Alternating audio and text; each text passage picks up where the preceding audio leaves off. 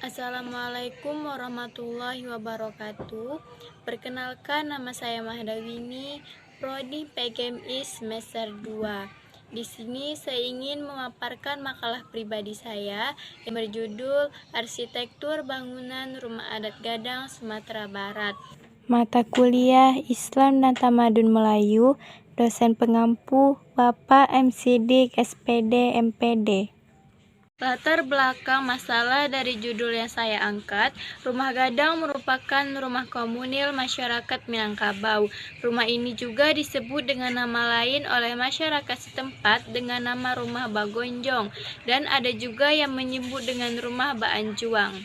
Oleh karena itu, baik dari gaya, hiasan bagian dalam dan luar, serta fungsi sosial budaya Rumah Gadang mencerminkan kebudayaan dan nilai Keminangkabauan.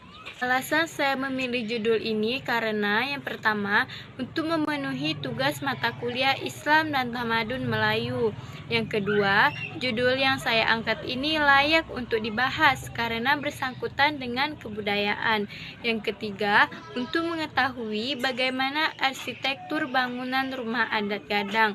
Yang keempat, untuk mengetahui bagaimana keunikan dan asal-usul rumah Gadang. Selanjutnya penjelasan istilah. Yang pertama arsitektur, yang kedua bangunan, yang ketiga rumah adat Gadang. Yang pertama arsitektur. Arsitektur adalah seni dan ilmu dalam merancang bangunan. Dalam arti yang lebih luas, arsitektur mencakup merancang dan membangun keseluruhan lingkungan binaan, mulai dari level makro dan mikro. Yang kedua, bangunan.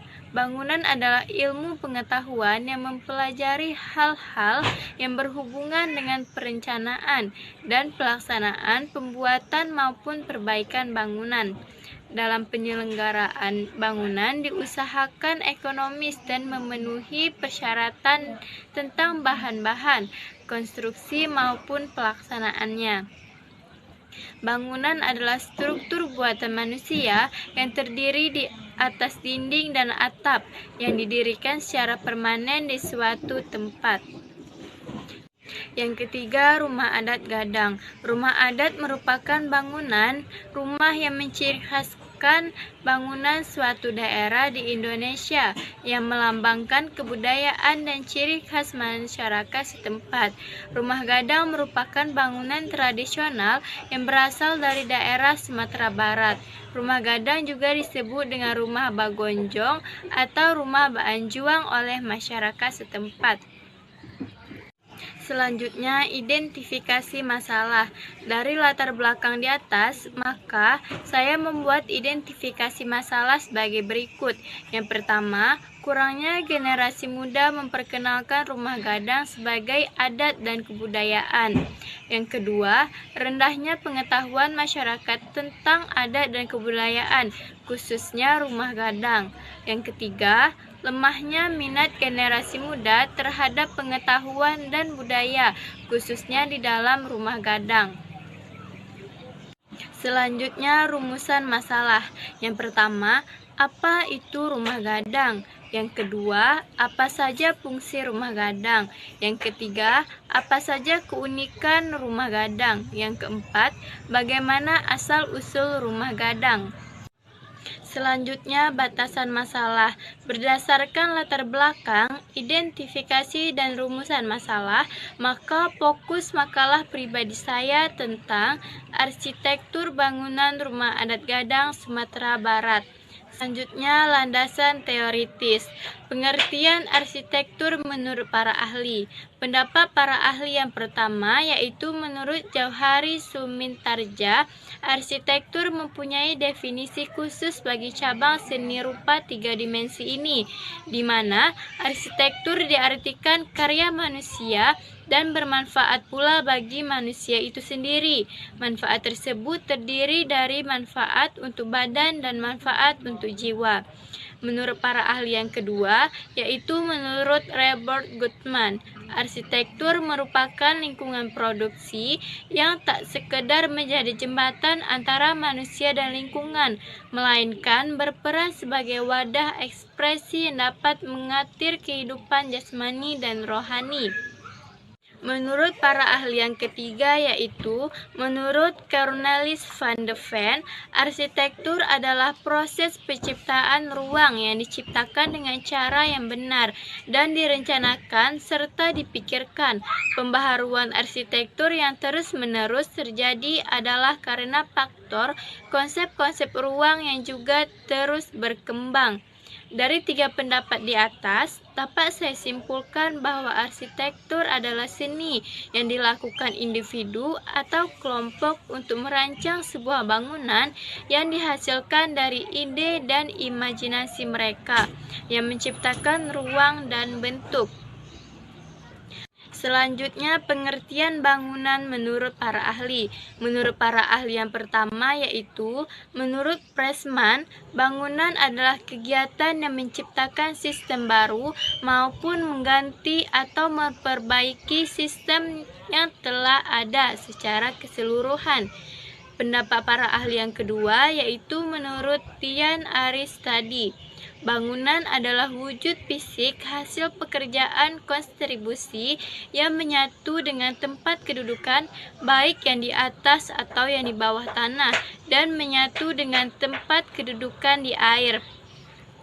Dari pendapat para ahli di atas, dapat saya simpulkan bahwa bangunan adalah struktur buatan manusia yang terdiri atas dinding dan atap yang didirikan secara permanen di suatu tempat. Selanjutnya, penyajian dan pembahasan makalah. Penyajian data yang pertama, rumah gadang. Rumah gadang adalah nama untuk rumah adat Minangkabau yang merupakan rumah tradisional dan banyak dijumpai di Sumatera Barat. Rumah ini juga disebut dengan nama lain oleh masyarakat setempat dengan nama rumah Bagonjong, dan ada juga yang menyebutkan dengan rumah Baanjuang. Rumah ini mempunyai ciri-ciri yang sangat khas dan indah, yaitu bentuk atap melengkung seperti tanduk kerbau, dan bagian tengah mirip badan kapal. Bentuk atap melengkung dan runcing ke atas itu disebut dengan gonjong. Karena atapnya membentuk tersebut, maka rumah gadang juga disebut dengan rumah bagonjong. Pembangunan rumah ini aslinya tidak menggunakan paku untuk merekatkan dan menyambungkan dua bagian kayu. Bahan yang digunakan yaitu pasak. Jadi saat terjadi gempa, rumah ini berayun mengikuti rute guncangan sehingga tidak akan roboh. Yang kedua, asal-usul rumah gadang. Rumah adat Sumatera Barat ini mempunyai ciri-ciri yang sangat khas dan indah, yaitu bentuk atap yang melengkung seperti tanduk kerbau dan badan rumah landai seperti badan kapal. Bentuk atap yang melengkung dan runcing ke atas itu disebut gonjong, karena atapnya membentuk gonjong. Maka rumah gadang disebut juga rumah bagonjong. Asal-usul bentuk rumah gadang. Bentuk atap rumah gadang yang mirip tanduk kerbau sering dihubungkan dengan cerita rakyat, yaitu Tambo Alam Minangkabau. Cerita tersebut mencerminkan tentang kemenangan orang Minang dalam peristiwa adu kerbau melawan orang Jawa. Bentuk-bentuk yang mirip tanduk kerbau tersebut sangat sering digunakan orang Minang, baik sebagai simbol atau pada hiasan. Di antaranya adalah pakaian adat, yaitu Tingkulua Tandua untuk Bundo Kanduang. Asal-usul rumah gadang juga seringkali dihubungkan dengan kisah perjalanan nenek moyang orang Minang. Konon ceritanya, bentuk badan rumah gadang Minangkabau yang menyerupai tubuh kapal adalah meniru bentuk perahu nenek moyang pada masa lampau. Perahu nenek moyang ini dikenal dengan sebutan lancang. Menurut cerita, lancang nenek moyang ini semula berlayar menuju hulu Batang Kampar. Setelah sampai di sebuah daerah, para penumpang dan awak kapal naik ke darat. Lancang ini juga ikut ditarik ke darat agar tidak lapuk oleh air sungai. Lancang kemudian ditopang dengan kayu-kayu agar berdiri dengan kuat. Lalu, lancang itu diberi atap Dengan menggantungkan sangat berat, tali-tali membentuk lengkung yang menyerupai gonjong. Lancang ini menjadi tempat hunian sementara. Selanjutnya, para penumpang perahu tersebut membuat rumah tempat tinggal yang menyerupai lancang tersebut.